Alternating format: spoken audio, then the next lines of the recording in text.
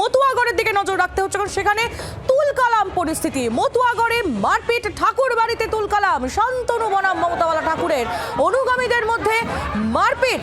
শান্তনু ঠাকুরের মন্তব্যের প্রতিবাদ, সেই ছবি দেখুন।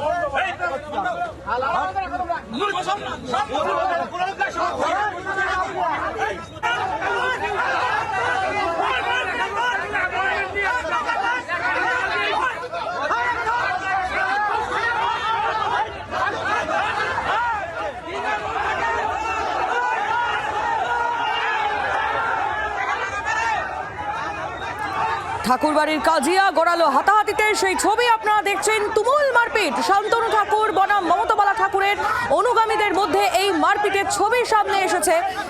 চর থাপ্পড়, মাটিতে ফেলে মারধর, বাদ যায়নি কিছুই, সেই ছবি আপনারা দেখছেন। কথা বলবো কমলাক্ষ ভট্টাচার্য, আমাদের প্রতিনিধি এই মুহূর্তে রয়েছেন আমাদের সঙ্গে। কমলাক্ষ, এই পরিস্থিতি কেন হলো?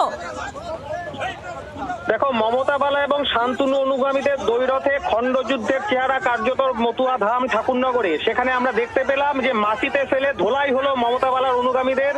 তার কারণ শান্তনু ঠাকুরের একটি মন্তব্য। তিনি মন্তব্য করেন যে লক্ষ লক্ষ রোহিঙ্গাদের নাম বাদ দিতে গেলে যদি 1 লক্ষ মতুয়াদের নাম বাদ যায় তো যেতে পারে।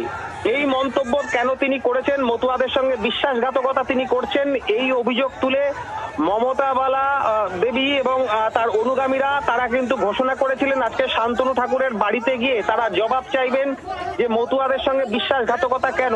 কেন্দ্রীয় মন্ত্রী শান্তনু ঠাকুরের বাড়ির সামনে আজকে কিন্তু আমরা দেখি যে মমতা বালার অনুগামীরা তারা বিভিন্ন জায়গা থেকে মিছিল করে ব্যানার নিয়ে তারা এই জবাব চাইতে শান্তনু ঠাকুরের বাড়ির সামনে গিয়ে হাজির হন এবং সেই সময় তারা বিক্ষোভ দেখাতে থাকেন। সেই সময় কিন্তু এই পরিস্থিতি তৈরি হয়। শান্তনু ঠাকুরের অনুগামীরা, তার সিকিউরিটি এবং তার অনুগামী তারা কিন্তু সদল বলে বেরিয়ে এসে এই মমতা বালা অনুগামীদের উপরে চড়াও হয়, তাদেরকে কার্যত মাটিতে ফেলে বেধড়ক মারা হয়, তাদের কিলচল লাঠি ঘুষি কিছুই বাদ যায়নি।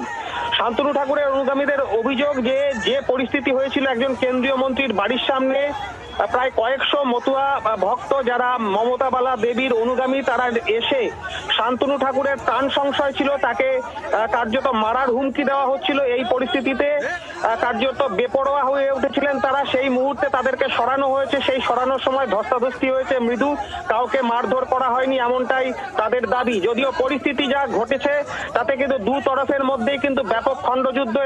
একেবারে সেই ছবিটা দেখতে পাচ্ছি কমলাক্ষ আমরা, তুমি আমাদের সঙ্গে থাকো। আরো একবার আপনাদের সামনে তুলে ধরবো ঠিক কি পরিস্থিতি হয়েছিল আজ, দেখুন।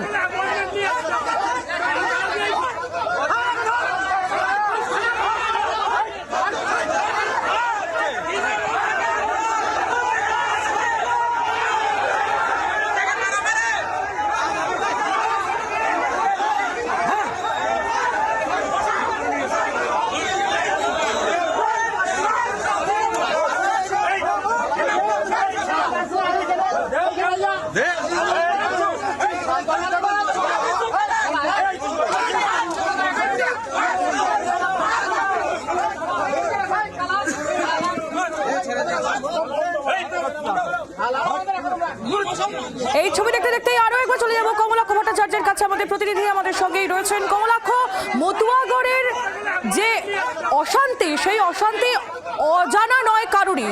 শান্তনু ঠাকুর বনাম মমতা বালা ঠাকুরের অনুগামীদের মধ্যে অশান্তির খবর গোটা রাজ্যবাসী জানে, কিন্তু সেই গৃহযুদ্ধ তো একেবারে রাস্তায় এসে পড়েছে এবার। একেবারেই এই গৃহযুদ্ধ নির্বাচনের সময় প্রতি বছরই আমরা দেখি রাস্তায় এসে পড়ে। মমতা বালা, শান্তনু এবং সুব্রত ঠাকুর তিনজনের মধ্যে যে আকচি যেটি গৃহযুদ্ধ থাকে সেটি একেবারে প্রকাশ্য রাস্তায় আমরা নির্বাচনের মুখে সেই পরিস্থিতি বারংবার দেখি উত্তপ্ত হতে থাকে। তবে এবার আরো একবার দেখা গেল যেখানে একেবারে সাধারণ মতুয়া ভক্তেরা, গোসাই পাগল যাদেরকে অভিহিত করা হয়, তাদেরকেও কিন্তু তারাও রেয়াত পাননি, তাদেরকেও বেধড়ক মারা হয়েছে, মাটিতে ফেলে মারা হয়েছে। মূলত সোমবার একটি সভা থেকে শান্তনু শান্তনু ঠাকুর এই কথা বলেছিলেন যে লক্ষ লক্ষ রোহিঙ্গাদের নাম বাদ দিতে গেলে ভোটার তালিকা থেকে যদি মতুয়াদের 1 লক্ষ নাম বাদ যায় তবে এটুকু সহ্য করে নিতে হবে। এই বক্তব্যেই কিন্তু আগুনে ঘি পড়ে এবং মমতা বালা দেবী তিনি তার অনুগামীদের নিয়ে ঘোষণা করেন যে তিনি শান্তনু ঠাকুরের কাছে তারা এর জবাব চাইবেন যে এই বক্তব্যের কারণ কি, কেন এই বিশ্বাসঘাতকতা, এতদিন ধরে যে প্রতিশ্রুতি নাগরিকত্ব এবং ভোটাধিকারের যে প্রতিশ্রুতি, সেই প্রতিশ্রুতি থেকে শান্তনু ঠাকুর তিনি হঠাৎ করে সরে এলেন কেন, এবং 1 লক্ষ নাম বাদ যায় সহ্য করে নিতে হবে, এই ধরনের মন্তব্য তিনি কেন? একেবারেই কমলাক্ষ, তুমি আমাদের সঙ্গে থাকো, তোমার কাছ থেকে আরো তথ্য আমরা অবশ্যই নেব, সঙ্গে থাকো। আপনাদের শোনাবো মমতা বালা ঠাকুর তিনি ঠিক কি বলেছিলেন। 2019 ক্ষমতায় এসে নিঃশর্ত নাগরিকত্ব দেওয়ার জন্য সিএতে আইন পাশ করেছে, সেখানে 11টা ডকুমেন্টস লাগবে, এই কাজ করেছে নরেন্দ্র মোদী। দ্বিতীয় আবার হচ্ছে যে সিএতে অ্যাপ্লাই করে নেই বলে এসআইআর এর মাধ্যম দিয়ে নির্বাচন কমিশনকে তাকে সামনে রেখে তার মাধ্যম দিয়ে এসআইআর করে সেখানে আবার 11টা ডকুমেন্ট চাইছে, যাতে এই মতুয়াদের দেওয়ার ক্ষমতা নাই উপর বাংলা থেকে যারা এসছে। আরেকটা জিনিস বাকি আছে, সেইটা উনি কর্ম করার জন্য পরিকল্পনা করছে যে এই লোকগুলোরে 12 ফেব্রুয়ারির 14 তারিখের পরে ডিটেনশন ক্যাম্প যেটা তৈরি হচ্ছে সেটাকে এখনো পূর্ণ হয়নি, এই লোকগুলোর মতুয়াদের নিয়ে ডিটেনশন ক্যাম্পে ঢুকবে, এইটুক মোদির বাকি আছে, সেইটুক করবে। বৃহত্তর আন্দোলনের হুঁশিয়ারি দিয়েছিলেন মমতা বালা ঠাকুর। মতুয়াদের ডিটেনশন ক্যাম্পে পাঠানো শুধু বাকি, প্রধানমন্ত্রীকে নিশানা করেন তিনি। যদিও মমতা বালা ঠাকুরের এই মন্তব্যকে গুরুত্ব দিতে নারাজ শান্তনু ঠাকুর। শান্তনু ঠাকুরের বক্তব্য এবার শোনাবো আপনাদের। এখনোই মতুয়াদের নাম বলুন, আমি বলেছিলাম আমাদের যদি বাদ যায় তাহলে আমাদের মেনে নেওয়া উচিত, এই কারণে যে আমরা যাদের দ্বারা অত্যাচারিত, আমি আবার রিপিট করছি, আমরা যাদের দ্বারা অত্যাচারিত তারাও এই দেশে এসছে। এবার তাদের সঙ্গে তাদের বিরুদ্ধে যদি কেন্দ্রীয় সরকার স্টেপ নেয়, এবং স্টেপ মানে কি, তাদেরকে বিতাড়িত করবার স্টেপ নেয়, এবং সেই কারণে যদি কোনো রকম কোনো নেগেটিভ কিছু ঘটে থাকে তাহলে আমাদের সেটা মেনে নেওয়া উচিত।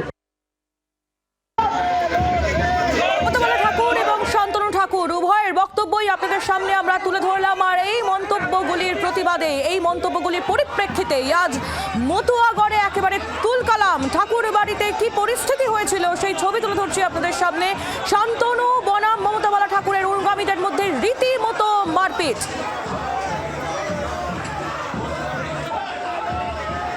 কমলাক্ষ ভট্টাচার্য আমাদের প্রতিনিধি আমাদের সঙ্গেই রয়েছেন। কমলাক্ষর কাছে আরো একবার চলে যাব। কমলাক্ষ, শান্তনু ঠাকুরের বক্তব্য আমরা শুনছিলাম, যেখানে যে বক্তব্য তিনি রেখেছেন, যার প্রতিবাদে আজকে এই তুলকালাম পরিস্থিতি।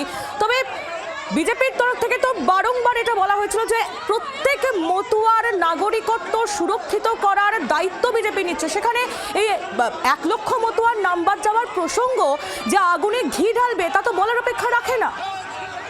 একেবারে তাই। এসআইআর পর্বে মতুয়া ধামে মতুয়াদের মধ্যে একটা ভীতি সঞ্চার হয়েছে, তাদের মধ্যে একটা উদ্বেগ কাজ করছে। তার কারণ তাদের অধিকাংশের কাছে বাংলাদেশি ডকুমেন্টস নেই। সিএতে যদি তাদেরকে আবেদন করতে হয়, সেক্ষেত্রে বাংলাদেশি ডকুমেন্টস তাদেরকে দেখাতে হবে। সেই বাংলাদেশি ডকুমেন্টস তাদের কাছে না থাকার কারণে কমলাক্ষ, তুমি আমাদের সঙ্গে থাকো। এই মুহূর্তে আমরা টেলিফোন লাইনে পেয়ে গেছি তৃণমূল কংগ্রেসের রাজ্যসভার সাংসদ মমতা বালা ঠাকুরকে, তিনি রয়েছেন আমাদের সঙ্গে। দিদি, আজ ঠাকুর বাড়িতে যে পরিস্থিতির সৃষ্টি হলো, সেই পরিস্থিতি নিয়ে কি বলবেন? দেখুন, এটা তো খুব দুঃখজনক। তার কারণ হচ্ছে যে মতুয়া ভক্তদের প্রতিবাদ আজকে তার জানতে যে তারা আজকে 1 লক্ষ লোকের ভোট কেটে যাবে, সেইটা এতদিন ধরে যে মিথ্যে প্রতিশ্রুতি দিয়ে এসেছিল শান্তনু ঠাকুর, তার জবাব চাইতে তারা গেছিল। এবং তাকে এইভাবে বিজেপির সভাপতি এবং বিভিন্ন লোককে ক্যাডারদের রেখে যেভাবে মারধর করেছে, আমি মনে করি যে বিজেপির এই ন্যাক্কারজনক ভূমিকা সত্যি খুব মানে বেদনাদায়ক। এবং গোসাই পাগল সাধু এবং মহিলাদের গায়েও হাত দিয়েছে, এবং এটা ঠাকুর বলতে আমরা কখনোই কামনা করি না। এটা আমরা কখনোই ভাবিনি যে এই ধরনের কাজ ওরা করবে। কেননা শান্তনু ঠাকুরের আজকে আগেও আপনারা দেখেছেন যে এই ধরনের কাজ করে, কিন্তু এইটা করবে এটা আমরা কখনো ভাবতে পারিনি। যে গোসাই পাগল সাধুদের গায়ে হাত দেবে, এইভাবে মারধর করবে, এবং বিজেপি সভাপতিকে দিয়ে, তার গুন্ডা বাহিনীকে দিয়ে এগুলো করবে, এটা আমরা কখনো ভাবতে পারিনি। দিদি, আপনারা কি পরবর্তীতেও এই বিষয়ে সুর চড়াবেন? হ্যাঁ অবশ্য সুর, কেন তুলবো না? তার কারণ হচ্ছে আজকে দেখুন আমাদের দেয়ালে পিঠ থেকে গেছে। 1 লক্ষ ভোটের ও নিজেই বলছে, তাহলে এতদিন এই যে লোকগুলো যদি ভোট কেটে যায়, ওপার বাংলা থেকে যারা এসছে তাদের কি দোষ করেছিল? 2002 সালের পরে তাদের ভোটটাই তো নিয়েছে, বিজেপিরা নিয়েছে, সেন্ট্রাল গভর্নমেন্টের সেখানে আজকে সরকার গঠন হয়েছে, মোদী সেখানে আজকে ভারতের প্রধানমন্ত্রী হয়েছে। তাহলে আজকে এই লোকগুলোর কেন আজকে এটা কোথায় যাবে? আজকে ভোটগুলো যদি কেটে যায় তারা কোথায় যাবে? আমরা তো থানায় যাচ্ছি এবং তারা হসপিটালেও ভর্তি। আমাদের গোসাই পাগল যারা আজকে মার খেয়েছে তারা হসপিটালে ভর্তি। আমরা এখন থানায়ও যাবো যে কেন আজকে এই করা হলো, তাদের অ্যারেস্ট করা হোক আগে। অনেক ধন্যবাদ আপনাকে। তৃণমূল কংগ্রেসের রাজ্যসভার সাংসদ মমতা বালা ঠাকুর তিনি ছিলেন আমাদের সঙ্গে টেলিফোন লাইনে, এবং যেমনটা তিনি বলছিলেন যে শান্তনু ঠাকুর তার একটি বক্তব্য, যে বক্তব্যের পরিপ্রেক্ষিতে আজ ঠাকুর বাড়ি এভাবে উত্তপ্ত হয়ে ওঠে। কি বলেছিলেন শান্তনু ঠাকুর শোনাবো আপনাদের। ভারতবর্ষে সরকারকে সহযোগিতা করার জন্য আমাকে যদি এসআইআর ঝেলতে হয় তাহলে ঝেলবো না কেন? আজকে 50 লাখ রোহিঙ্গা মুসলমান, বাংলাদেশি মুসলমান, পাকিস্তানি মুসলমান যদি বাদ যায়, তার মধ্যে 1 লাখ যদি আমাদের সমাজের মানুষকে একটু স্টপ থাকতে হয়, ভোট দেওয়ার জন্য বিরতি থাকতে হয়, তাহলে কোনটা লাভ? যে লোকটার সঙ্গে বাংলাদেশে বসে একই সাথে রেশন তুলেছে, রেশন তোলার পরে আপনাকে মারধর দিয়ে সেই রেশন তুলে নিয়ে আপনাকে জীবনের হুমকি দিয়েছে, এবার এপাশে এসে দেখলেন ঠিক সেই লোকটাই আপনার সঙ্গে আবার রেশন তুলছে একসাথে, আপনার কি এটা সহ্য হবে?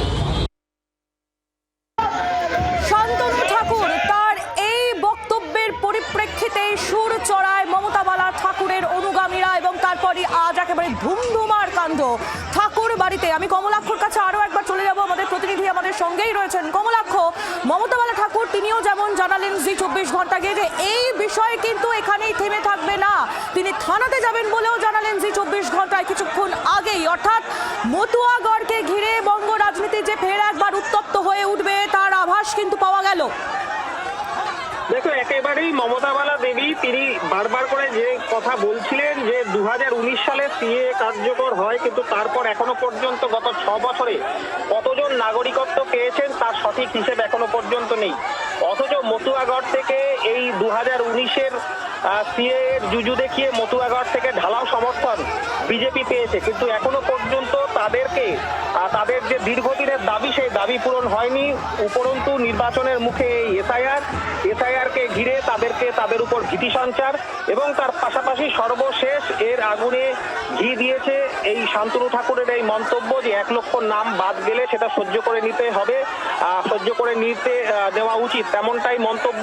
এবং তাকে ঘিরেই কিন্তু এই অশান্তির সূত্রপাত। এই মন্তব্য তিনি কেন করেছেন তার পরিপ্রেক্ষিতেই কিন্তু আজকে ঘোষণা করেছেন মমতা বালা দেবী এবং তার অনুগামীরা তারা জবাব চাইতে যাবেন। তারা জবাব চাইতে গেলেই কিন্তু এই অশান্তি আজকে শুরু হয়। এই মুহূর্তে ঠাকুর বাড়িতে কিন্তু উত্তপ্ত পরিবেশ রয়েছে দু তরফের মধ্যে, কিন্তু যেহেতু একই জায়গায় 2 শিবিরের বাসস্থান রয়েছে সেই কারণে কিন্তু যে কোনো মুহূর্তে পরিস্থিতি ঘোরালো হতে পারে। যারা আহত হয়েছেন এখনো পর্যন্ত এই গোসাই পাগল যারা, অর্থাৎ মমতা বালা দেবীর যে মতুয়া অনুগামী যারা রয়েছেন। একেবারে কমলাক্ষ, ধন্যবাদ তোমায়, তুমি পরিস্থিতির দিকে নজর রাখো। কমলাক্ষ ভট্টাচার্য আমাদের প্রতিনিধি ছিলেন আমাদের সঙ্গে। বাংলার আওয়াজ, বাঙালির আবেগ, জি 24 ঘন্টা।